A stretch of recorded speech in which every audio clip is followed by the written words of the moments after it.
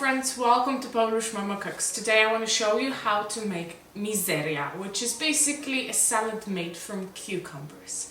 However, I'm going to put a twist on it and add some radishes and a bit of sheep cheese. So let's see what ingredients we need.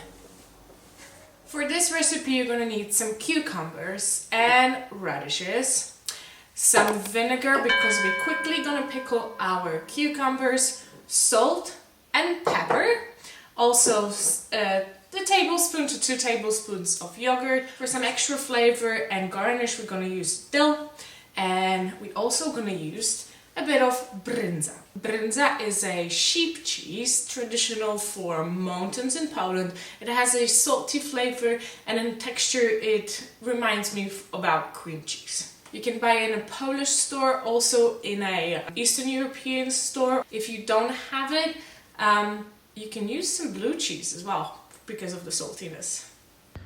So I usually start by peeling and preparing all of the vegetables. So first I peel and slice thinly the cucumbers and then peel the roots of the radishes and then slice them. For this salad I'm using 1 cucumber and about 5 radishes. So when you have your cucumber and radishes peeled and cut, first we're going to pickle quickly our cucumbers. Let's put them in a bigger bowl. Add a pinch of salt. Next you want to add about half a tablespoon of vinegar and a teaspoon of sugar. Mix it all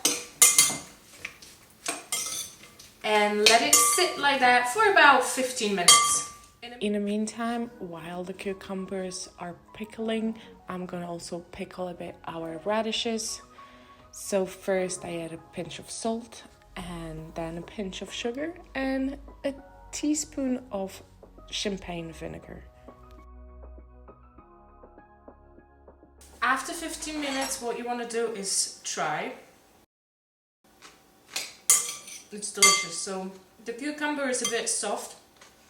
It has the flavor of salt and sugar and of vinegar. Now I'm going to add the radishes. Mix it all.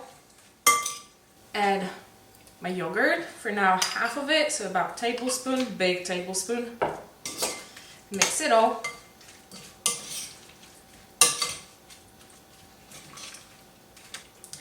Add pepper,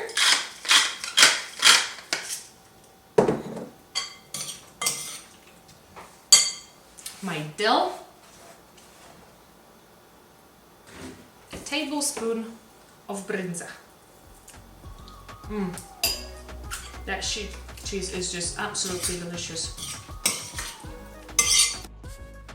So when it's ready, I'm gonna put it in the fridge and let it cool down and serve it cold with some chicken and some corn. If you would like to see how the traditional way of making mizeria looks like, I'm gonna add a link in the description and also in the card above. Thank you for being with me today. I hope you enjoy this recipe for mizeria with a twist. If you did, please give me a big thumbs up and consider subscribing to my channel. Thank you and see you next time. Bye bye.